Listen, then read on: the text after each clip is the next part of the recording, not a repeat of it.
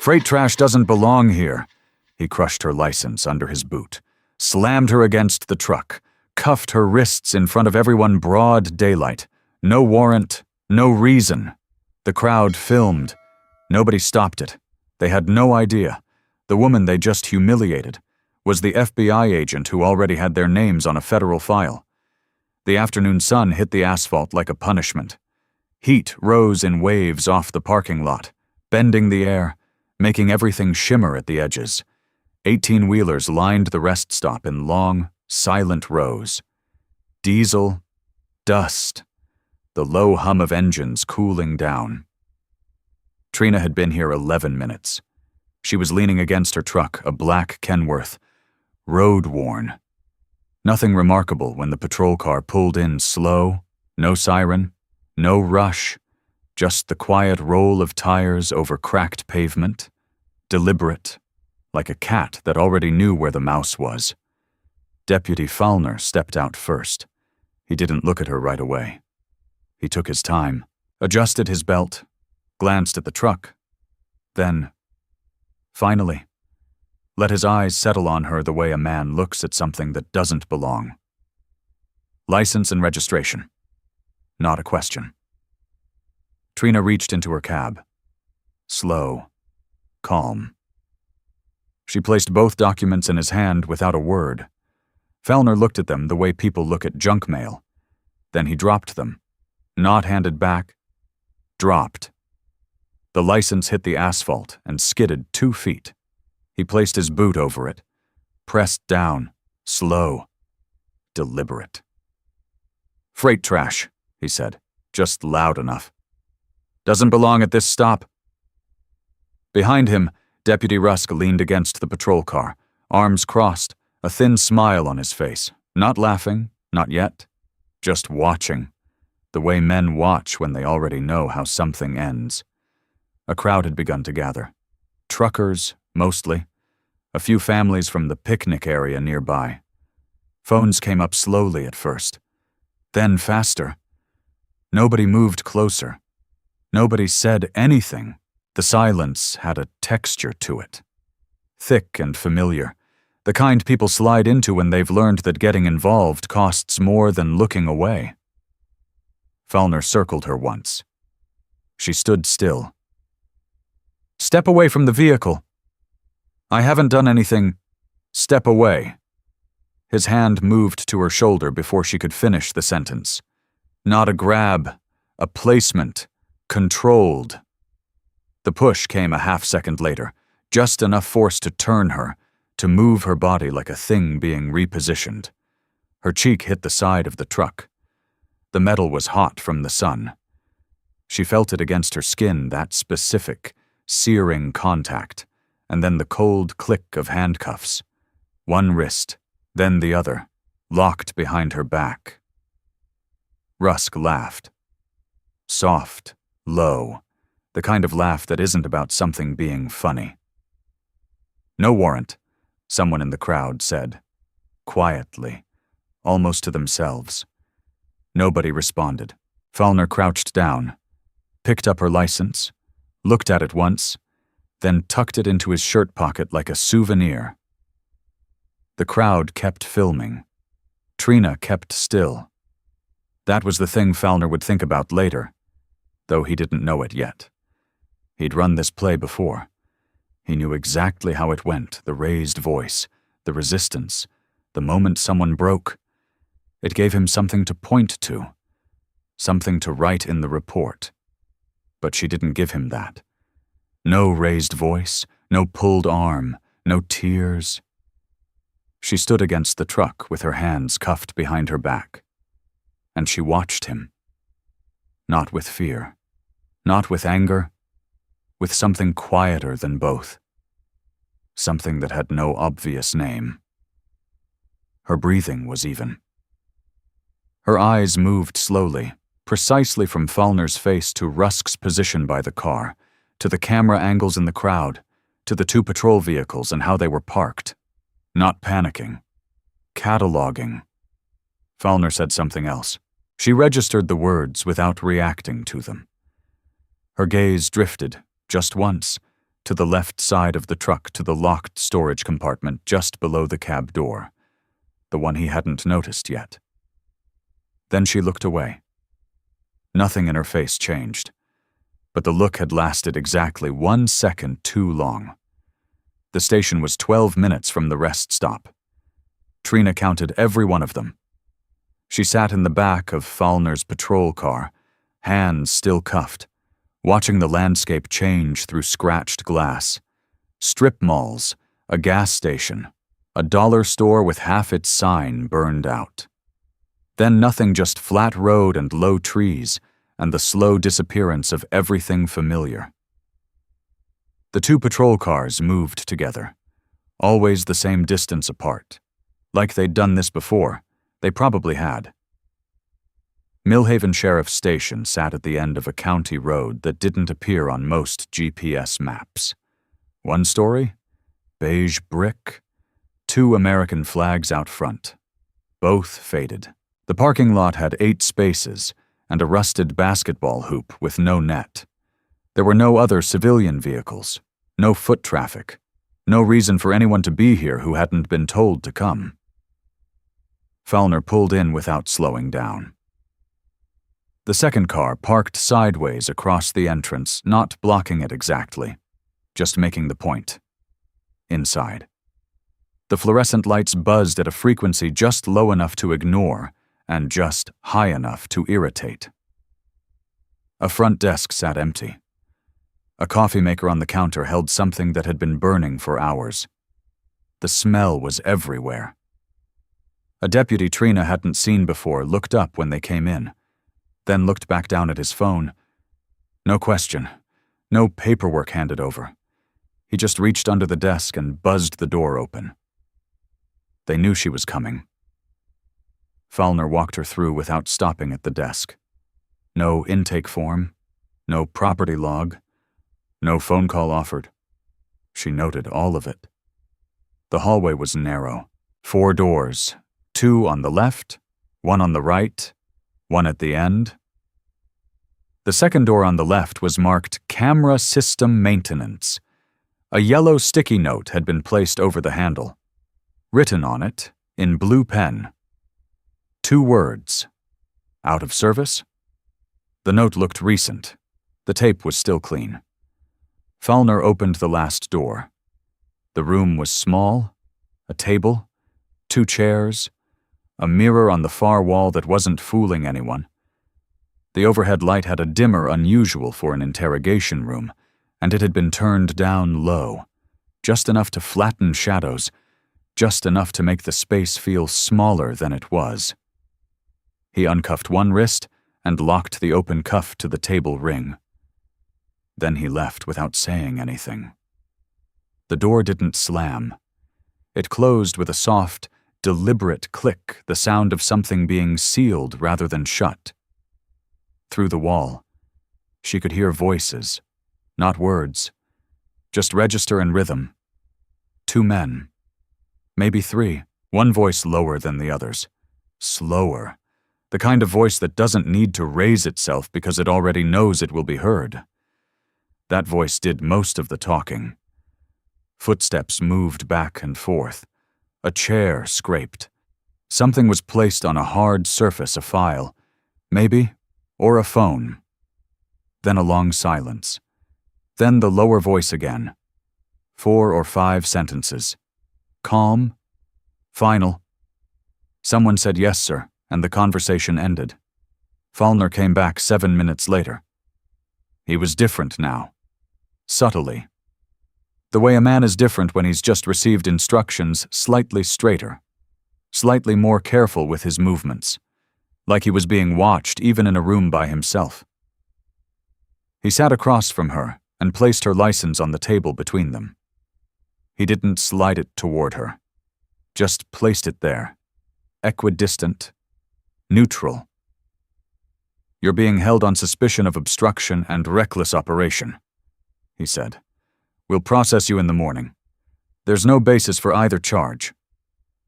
Trina said. It was the first time she'd spoken since the rest stop.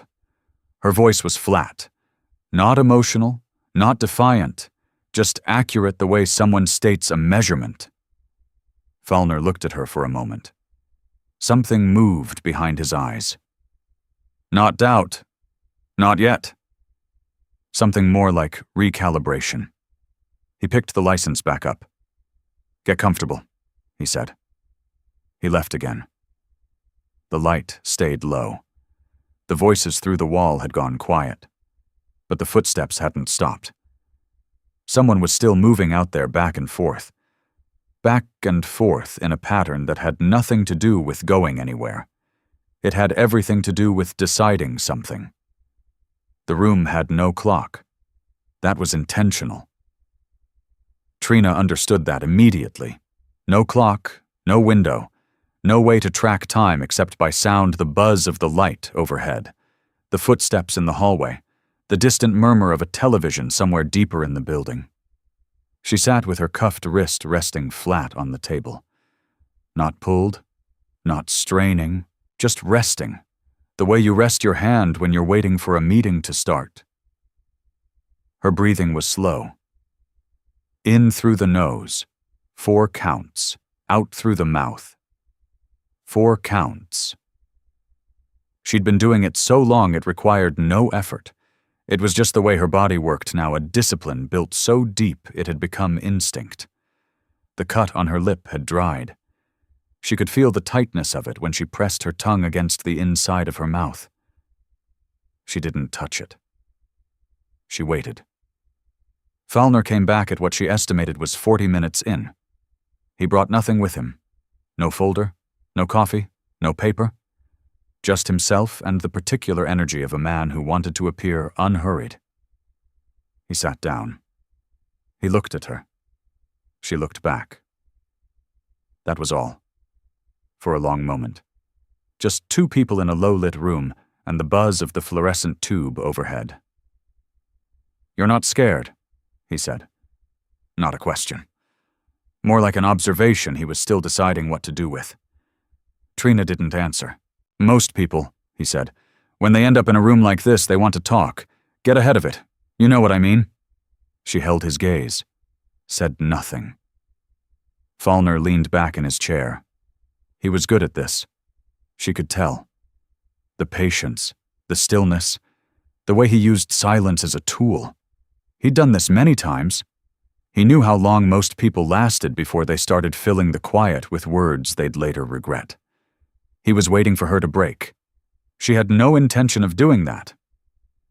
He tried a different angle, leaned forward slightly, softened his voice the way men do when they want to seem reasonable.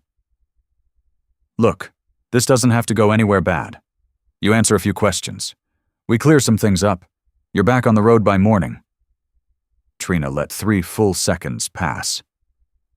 "I'd like my phone call," she said. Same flat voice, same absence of anything he could use. Something shifted in Fallner's face, small, barely visible. He recovered quickly. But she'd already clocked it that half-second where the mask slipped, and something colder moved underneath. "We'll get to that," he said. He stood up, walked to the mirror and stood in front of it with his back to her, hands on his hips. She understood the move. It was meant to look casual, to suggest he was thinking, unconcerned. What it actually did was tell her that whoever was behind the glass mattered more to him than she did. He was performing for an audience. She filed that away. Rusk came in 10 minutes after Fallner left. He was less careful than Fallner, less practiced. He stood in the doorway with his arms crossed and looked at her with open contempt. "You're not special," he said, "in case you were wondering." Trina looked at him the way you look at weather. Present, acknowledged, not personal. Rusk waited for a reaction. Didn't get one. His jaw tightened. "I've seen your type before," he said. "Think staying quiet makes you smart." He left before she could respond. Not that she would have. The room settled back into its hum. Trina exhaled slowly. She turned her free hand palm up on the table and looked at it for a moment, at the faint calluses along the base of her fingers, at the small scar on her thumb from something that had happened a long time ago in a different kind of room. Then she turned her hand back over, and with her thumbnail, moving slowly and with great precision, she began to trace something against the underside of the table's edge, not randomly, deliberately, a series of small marks, spaced evenly, made in a pattern that anyone watching from above would not have noticed. But anyone who knew what to look for would have understood immediately. She was keeping count. The property bag was standard issue, clear plastic, zipper seal, a handwritten label on the front with her name spelled wrong. Fallner had filled it out himself, Trina Hollows, instead of Holloway, and hadn't bothered to correct it. Small carelessness. The kind that told you how much attention someone was paying. Inside the bag, one wallet, $43 cash, a folded receipt from a truck stop in Georgia, a set of keys, and 2 phones. That was where Rusk paused. He was standing at the processing table in the back hallway, working through the bag the way he always did, fast, bored, already thinking about something else. He pulled out the first phone, standard model, cracked screen, the kind half the truckers on the interstate carried. He set it on the table, then he pulled out the second one. It was different, noticeably smaller, darker, no visible brand marking on the case, the kind of device that didn't come from a carrier store. He turned it over once in his hand, then pressed the side button. The screen lit up. It didn't ask for a passcode the normal way. Instead, it showed a single input field. No background image, no carrier name, no time display, just a blank field and a cursor. Rusk stared at it for a moment. Then he set it down and went to find Fallner. Fallner was in his office when Rusk knocked. He looked up, read something in Rusk's expression, and came out without being asked. He picked up the phone, looked at the input field, tried a few presses home button, volume, the combination that usually forced a restart. Nothing worked. The screen stayed exactly the same. He carried it to the light and tilted it. At a certain angle, the screen showed something not text exactly, more like a reflection of text, a ghost of something that had been displayed recently before the screen had dimmed. 3 letters, faint but readable if you were close enough and looking for something. FBI. Fallner didn't move for a moment. Then he set the phone down on the table. Very carefully, the way you set something down when you've just realized it might be heavier than it looks. Rusk was watching him. Could be nothing, he said. Could be she just works freight security or something. Some of those companies use encrypted, go check on her, Fallner said. His voice was the same as always. That was the thing about Fallner. His voice almost never changed. But Rusk had worked with him long enough to know the difference between calm and controlled. And this was the second one. Rusk left. Fallner stood alone in the hallway for a moment. Then he picked up the phone again and looked at it, not trying to open it this time, just looking at it the way you look at something when you're trying to decide what it means. He went back to his office and made a call. Trina heard none of this. She heard the shift in the building. It was subtle. The footsteps changed, less routine, more purposeful. A door closed harder than necessary, somewhere down the hall. The television sound she'd been using as a background reference cut off mid-sentence. Then a silence that was different from the earlier silences. The earlier quiet had been indifferent. This one had weight to it.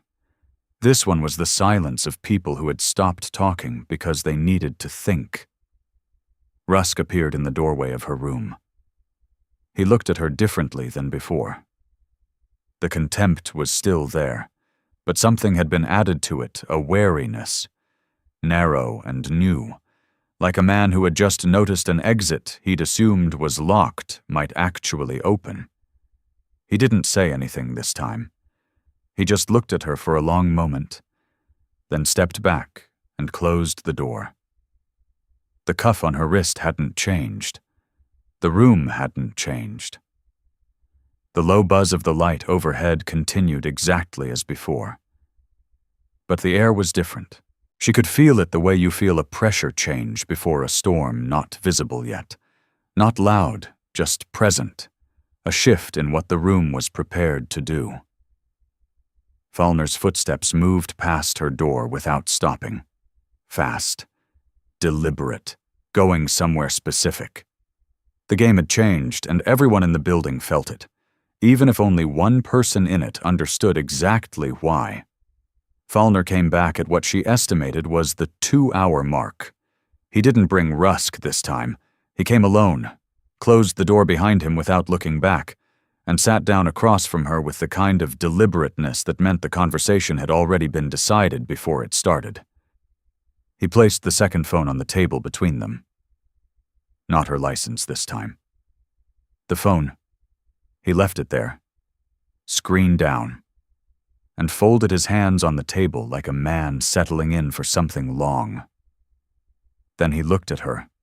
Really looked, for the first time since the rest stop, and what was in his face wasn't contempt anymore. It was assessment. "You're not a truck driver," he said. Low voice, flat, not a question, not quite an accusation, just a sentence being placed in the room to see what it would do. Trina looked at the phone, then back at him. She said nothing. Fallner nodded slowly, like her silence had confirmed something he'd already suspected. He leaned forward slightly, elbows on the table, voice dropping another degree. "Here's what I think," he said. "I think you made a mistake coming through this county. I think whoever sent you didn't brief you well enough. And I think right now, before this goes any further, is the best moment you're going to have to tell me who you're working for and what exactly you think you've got." He said it reasonably, almost gently. The voice of a man offering a door before he locked all the others. Trina let 4 seconds pass. "I'd like my phone call," she said. Same words as before. Same tone. Exact. Something moved through Fallner's expression fast. Controlled. Gone before it fully arrived. He sat back. Picked up the phone. Turned it over once in his hand. "This is government issued," he said. "Encrypted to a standard we don't see in freight security. We don't see it in state agencies either." He paused. "We see it in federal work." He set it back down. "So here's where we are," he said. "Either you tell me something useful right now, or I make a call, and after that call, this situation stops being something I control." Trina looked at the phone on the table, at the wall behind him, at the mirror to her left. Then she looked directly at Fallner. "You already made the call," she said. It landed the way a small stone lands in still water. No splash, just the rings spreading out from it, slow and unstoppable. Fallner's hands were still. His face was still, but something behind his eyes recalibrated. She could see it, the exact moment a man realizes the person across from him has been listening to the same room he has, hearing the same things, drawing the same conclusions. He hadn't expected that. He covered it quickly, stood up, picked up the phone, moved toward the door with the measured pace of a man who was not leaving because he was unsettled, but because he had decided to leave. "Get comfortable," he said again. The same words as before. But they meant something different now, and both of them knew it. The door closed. Trina exhaled once. Slow. She turned her free hand over on the table and looked at the marks she'd made along the underside of the edge. 11 marks, evenly spaced. She added a 12th, through the wall. Fallner's voice was low and fast, not the measured pace he used in the room, but something compressed, urgent. the voice of a man working through a problem that had just gotten significantly more complicated. She caught 2 words clearly through the drywall. Handle it, nothing else. Just those 2 words, and then silence, and then the sound of a different door. Not her door. The one at the end of the hallway, opening and closing with a finality that was different from all the other sounds she'd been cataloging. Whoever had been behind that door was gone now. Trina sat in the low light and breathed evenly and understood with complete clarity that the situation had shifted from one kind of dangerous to another. Before, she had been an inconvenience. A problem of paperwork and optics, something that could be processed and released and managed with the right story. That version of events had just closed. She was something else now. She could feel it in the quality of the silence outside her door, in the absence of routine, in the way the building had gone very still, in the particular way buildings go still when the people inside them have stopped going through the motions and started making real decisions. They knew enough to be afraid. They just didn't know yet how much they should be. The report took Fallner 19 minutes to write. Trina knew this because she counted his keystrokes through the wall. Not individually, just the rhythm of them, the starts and stops, the long pauses that meant he was choosing words carefully. 19 minutes for something that should have taken 5, which meant he wasn't documenting what happened. He was building something. The new report read, she would later learn. As follows, subject became agitated during routine traffic stop, refused to comply with lawful orders, exhibited erratic behavior consistent with impairment. Officers used minimum necessary force to secure subject. Subject is being held pending evaluation. 11 lines. Every one of them a decision. The dashboard camera footage from Fallner's car had already been flagged for deletion, a technical malfunction, according to the log entry made at 6:47 p.m., 11 minutes after they'd arrived at the station. Rusk's camera had experienced a similar malfunction at 6:49. The rest stop's single exterior camera, mounted above the fuel station entrance, had been out of service since last Tuesday, according to a maintenance request filed that afternoon, time-stamped 4 hours before Trina had ever pulled into that lot. The paperwork was clean. That was the thing about systems when they moved to protect themselves. They moved with the particular efficiency of people who had done it before.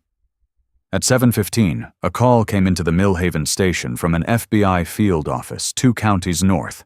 The deputy who answered, not Rusk. Someone Trina hadn't seen, listened for approximately 40 seconds, said, "I'll pass that along," and placed the receiver down without transferring the call or noting it in the log. At 7:22, a second call came in. This one was routed directly to voicemail. The voicemail box, according to the system, was full. At 7:31, someone sent an email. It was received. It was not opened. 3 doors were closing, one after another, with the quiet precision of a building being sealed from the inside. Fallner came out of his office once during this window. He walked to the front desk, said something low to the deputy there, and the deputy nodded without looking up. Then Fallner went back. The sound of his door closing had a different quality now, not the casual click of a man finishing his workday, but the deliberate sound of someone who had made a decision and was now operating inside it. Rusk appeared in the hallway at 7:40. He stood outside Trina's door for a moment without opening it. She could hear him breathing on the other side, slow, measured, the breathing of a man working something out. Then he moved away. She heard him on the phone a minute later. His voice was lower than usual, stripped of the easy contempt he'd carried all evening. He said 3 things she could make out tonight. No record, and understood. Then silence. The television that had been running somewhere in the back of the building clicked off. The coffee maker stopped its low gurgle. One by one, the ambient sounds of a functioning, ordinary place went quiet. And what was left was not peace, but the specific stillness of preparation. Trina made her 13th mark on the underside of the table, then her 14th. She was building her own record. Not because anyone would find it, they probably wouldn't, but because the discipline of it kept her thinking in straight lines, kept the part of her brain that was trained for exactly this kind of situation running clean and clear beneath the surface of her stillness. She knew what handle it meant. She had always known. From the moment Fallner's voice had carried those two words through the drywall, she had been running the calculation not with fear, but with the cold, functional clarity of someone who has been in enough rooms like this to know exactly when a situation stops being about law and starts being about exposure. They weren't going to process her in the morning. There was no version of tomorrow in which she walked out of this building through the front door with a desk sergeant handing back her property bag. What there was, instead, was a back door, a vehicle, a stretch of county road with no traffic cameras and no witnesses, and enough darkness to make a story easy to write. She looked at the door across from her, then at the mirror, then at the ceiling, where the ventilation panel sat slightly askew, just enough to notice. If you were looking for it. She had been looking for it since the moment they brought her in. The video was 41 seconds long. It had been filmed from the far end of the rest stop parking lot, through the gap between two trailers, by a woman named Carol Briggs, who drove a refrigerated unit for a produce company out of Tennessee. She had not intended to get involved. She had pulled out her phone because something felt wrong, and she had learned, over 22 years on the road, to trust that feeling. The footage was shaky. The angle was bad, but it was clear enough to see the push, clear enough to see the cuffs go on before a single word of explanation was given, clear enough to hear, in the 4 seconds when the wind died down and the parking lot went quiet, exactly what Fallner said. Freight trash doesn't belong here. Carol had driven 40 miles before she pulled over and posted it. She didn't write much, just 4 words above the video. This happened today. Share. By the time she merged back onto the interstate, it had been viewed 1,100 times. By the time she stopped for fuel 2 hours later, it was at 60,000. She turned her phone off and kept driving.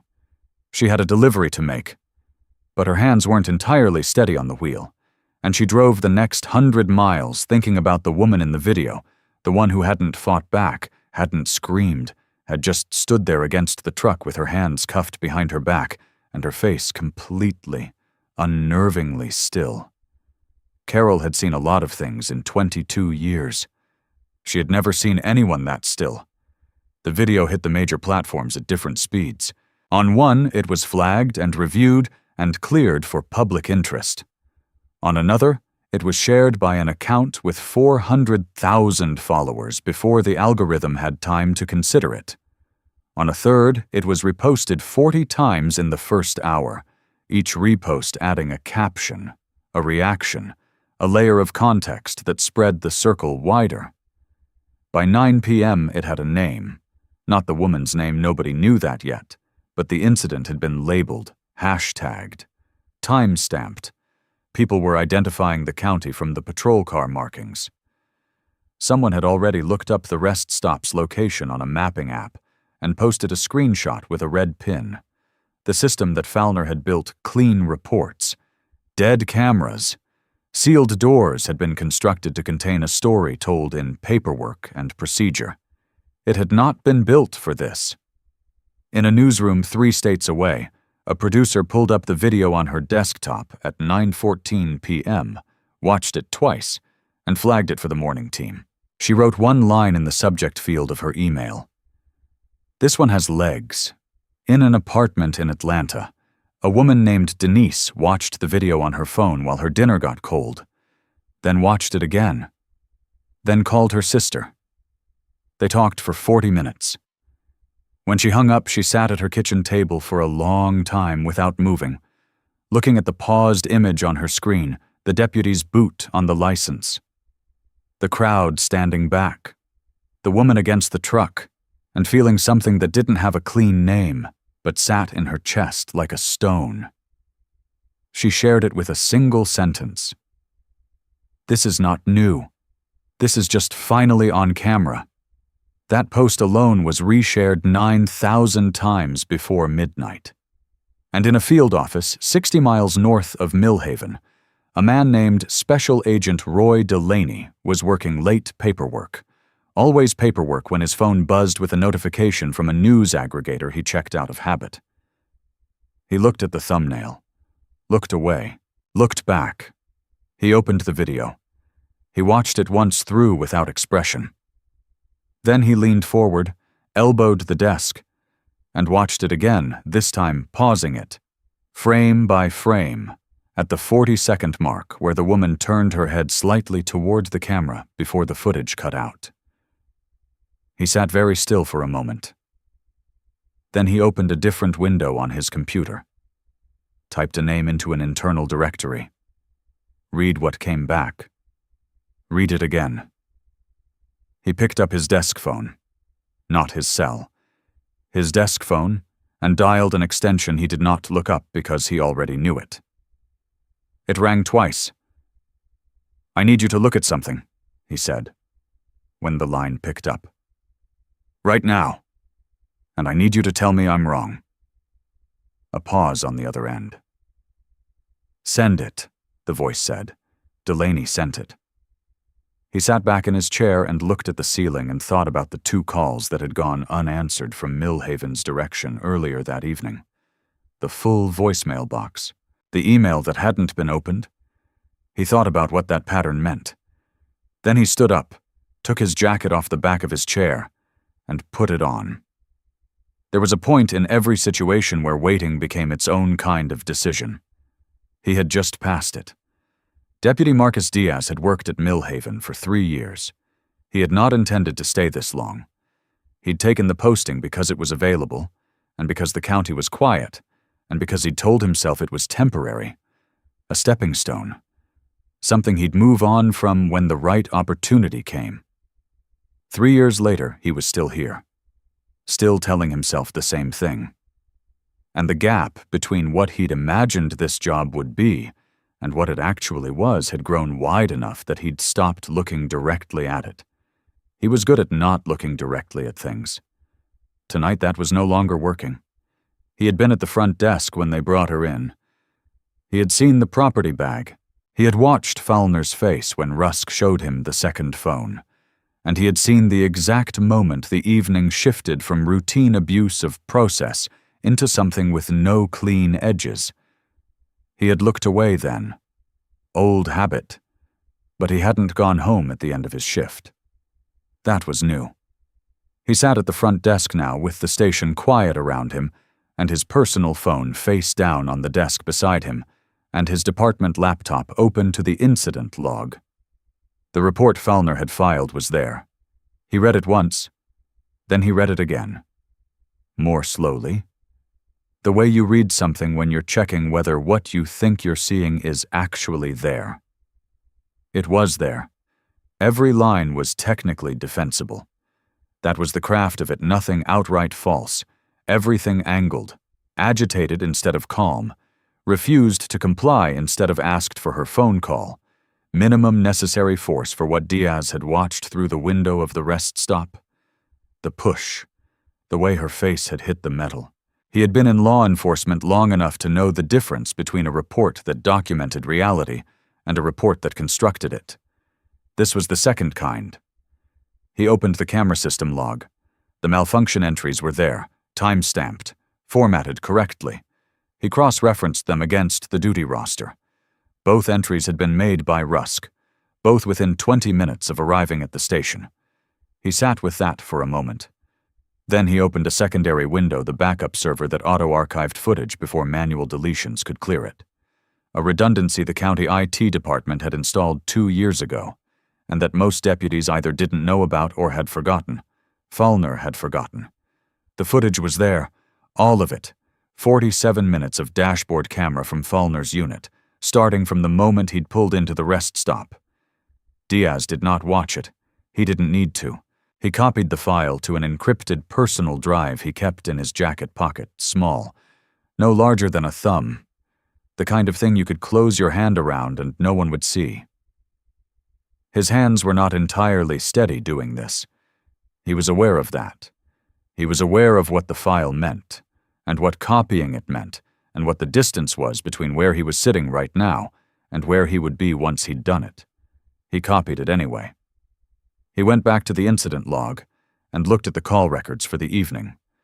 2 incoming calls from an outside number, both logged as received, neither transferred or noted in the duty record. He recognized the area code. He wrote the number down on the inside of his wrist, in pen, pressing harder than necessary. Then he stood up. He walked to the supply room, filled a paper cup with water from the cooler, and carried it down the hall to the last door on the left.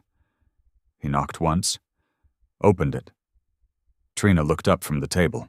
She registered him, his rank, his posture, the cup in his hand in approximately 1 second, and what moved through her face was not relief or suspicion, but the careful, neutral attention of someone who understood that this moment could go in multiple directions and was waiting to see which one it chose. Diaz set the cup on the table in front of her. He didn't say anything. He looked at her for a moment at the dried cut on her lip, at her free hand resting palm down on the table, at the marks along the underside of the table edge that she had clearly not expected anyone to notice. He looked at the marks for just a moment longer than necessary. Then he reached into his jacket pocket and placed the encrypted drive on the table beside the cup of water. He left his hand over it for 1 second, then lifted his hand and stepped back. He said, very quietly, 1 sentence. The backup server auto-archives before manual deletion. He held her gaze for exactly 3 seconds. Then he picked up the drive, put it back in his pocket, turned around, and walked back out into the hallway. He left the door open, not wide, not dramatic, just open enough that the difference between locked and unlocked was no longer a question. Trina sat for a moment without moving. Then she looked at the cup of water, at the open door, at the hallway beyond it, visible in the narrow gap, empty in both directions. She looked at the marks on the underside of the table. 15 of them, evenly spaced. A record of time that no one had found and no one had taken from her. Diaz had seen them. He had recognized what they were. She picked up the cup and drank slowly.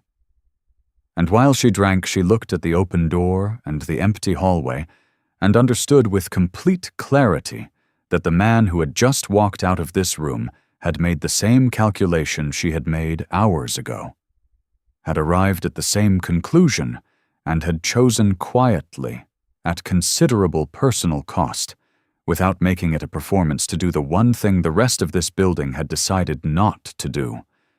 The cup was empty. The door was open. She set the cup down.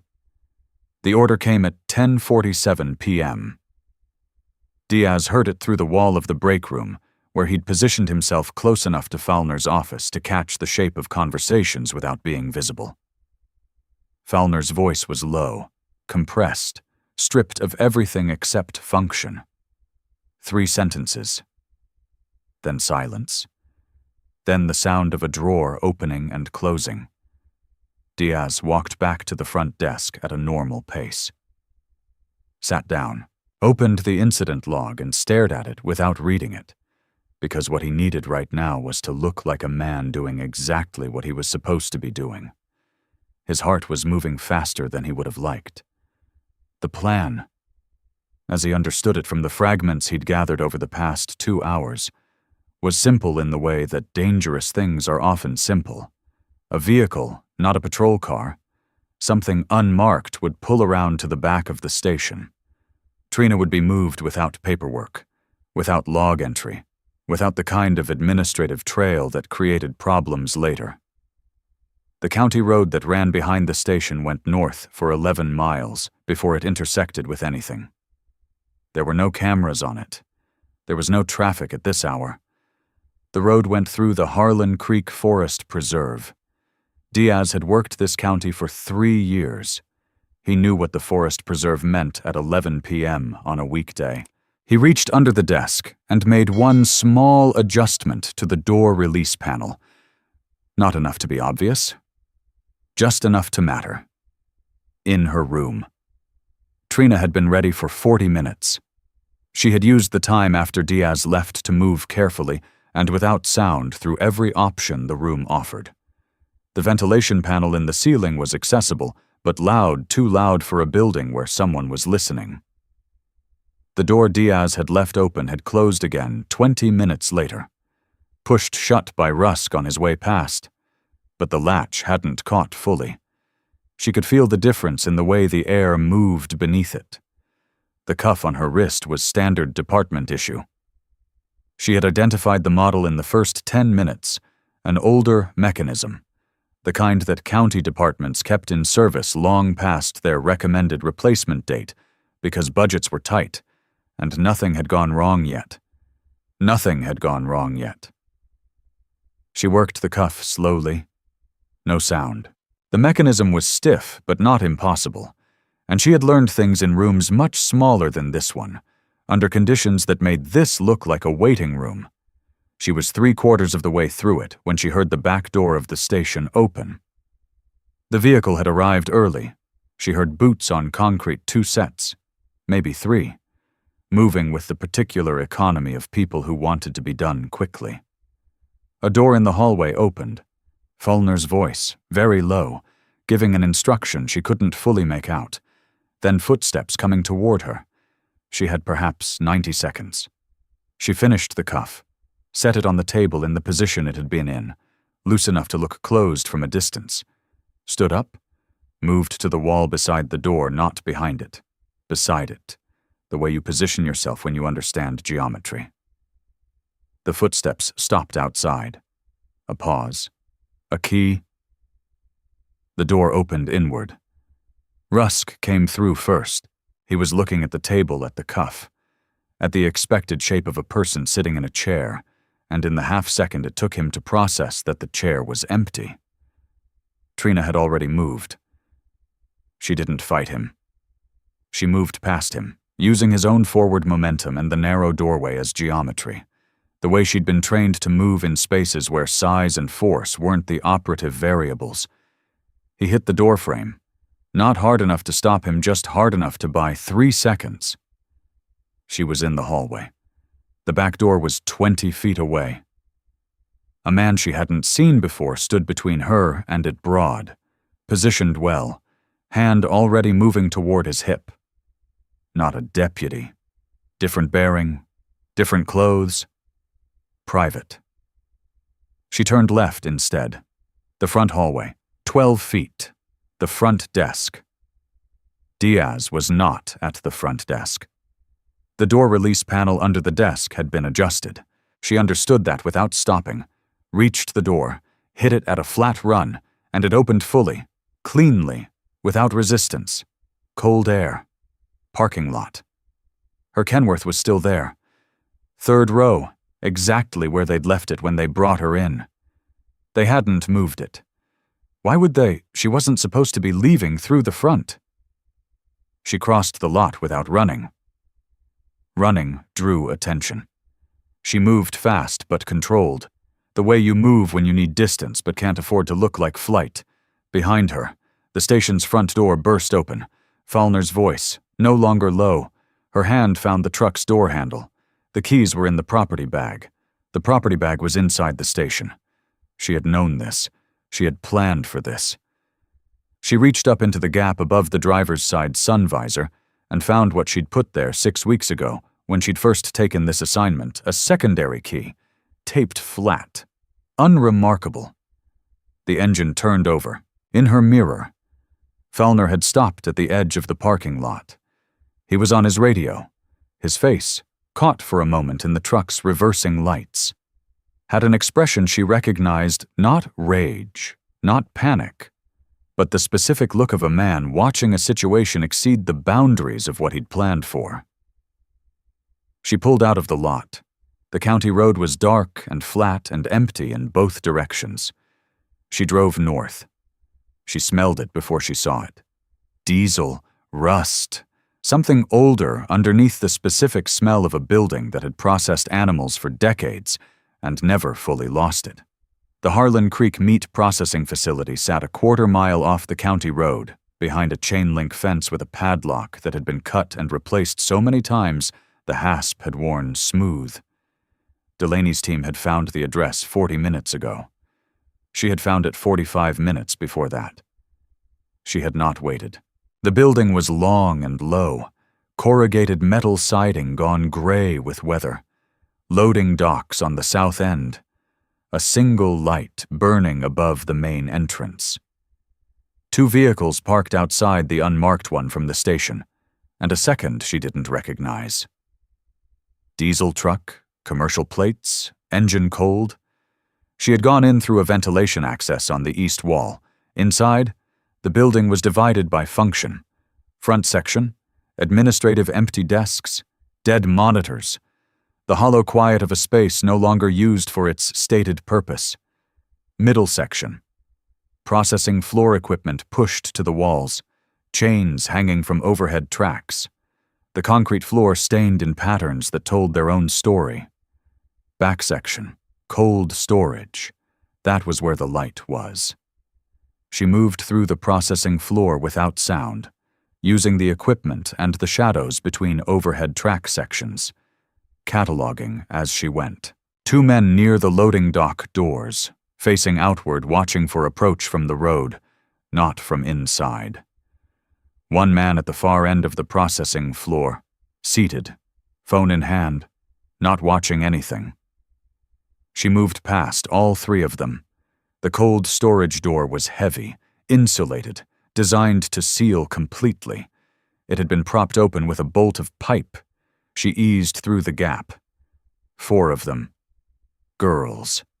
She registered immediately young, late teens at most, sitting against the far wall with their knees drawn up, wrapped in moving blankets that had not been chosen for their comfort, but for their availability.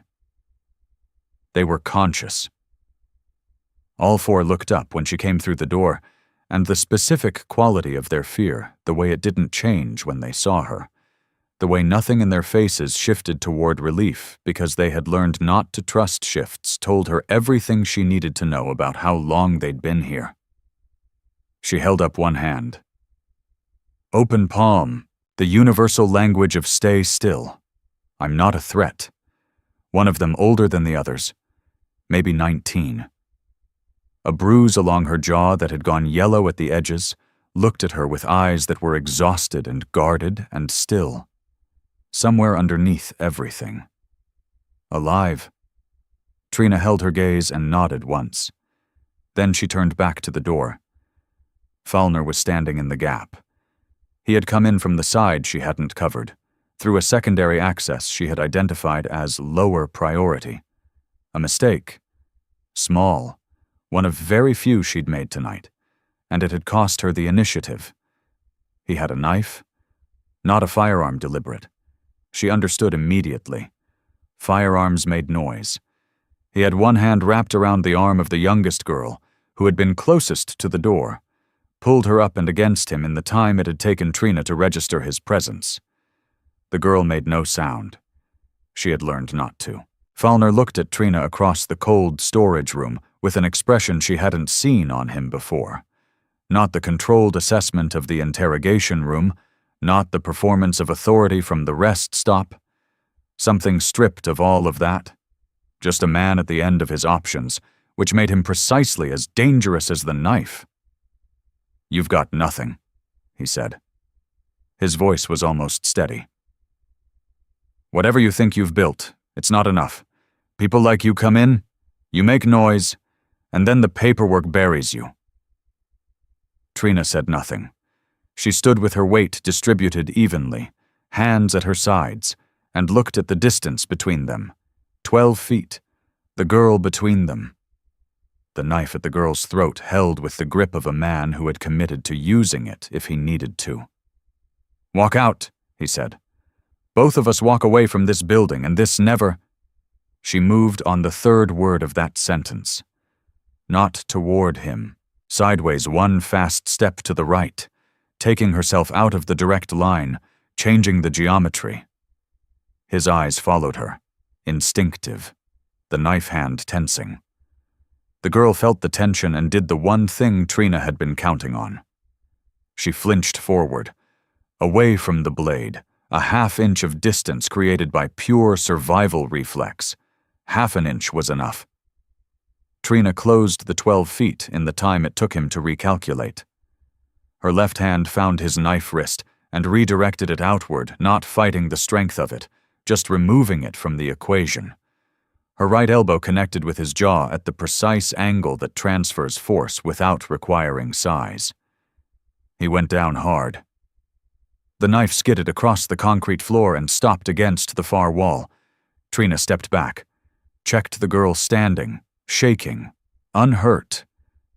Checked Fallner down. Conscious, not moving with any purpose. She reached into the inside pocket of her jacket and removed the badge she had been carrying for 8 months in a building that had no idea she had it. She set it on the floor in front of Fallner's face. He looked at it. The same badge he had never checked. The same woman he had pushed against a truck and cuffed in a parking lot in broad daylight, while a crowd filmed and nobody intervened. He looked at it the way a man looks at something he cannot revise. From outside, through the corrugated metal walls, she heard vehicles, multiple. The specific pattern of federal approach controlled, coordinated, arriving from more than one direction at once. She looked down at Fallner. "No warrant," she said quietly. "No reason." His own words, exact, returned to him at the precise moment they meant something different than they had this afternoon. He said nothing. The loading dock doors opened. Light flooded the processing floor. Voices, clear and authoritative, filling the space the way light fills a room when you finally open the door. She looked at the 4 girls against the wall. The older one, the one with the bruised jaw and the exhausted eyes, was looking at her with an expression that had finally, carefully, begun to change. Trina held her gaze and nodded once. Same gesture as before. Different meaning entirely. The girls came out first. 4 of them, wrapped in gray blankets, moving slowly through the loading dock into the cold night air. Federal agents walked beside them, not guiding, not holding, just present. Witnesses. The kind of presence that meant you are no longer alone in this. Fallner came out last. His hands were cuffed behind his back. Standard issue. The same model he had used on her 12 hours ago in a parking lot where the asphalt was hot and the crowd held up their phones and nobody moved. He walked past 2 federal agents without making eye contact. Nobody laughed. 6 months later, a rest stop off Interstate 40, early morning, the light still soft, the air cool enough to see your breath. A black Kenworth pulled in slow and parked at the far end of the lot. Trina stepped down from the cab. Her boots hit the asphalt, the same sound, the same weight, the same woman. Nobody circled her. Nobody watched. She walked to the vending machine, got a coffee, and stood in the quiet morning for a moment, looking at nothing in particular. The silence felt different now, not the silence of people looking away.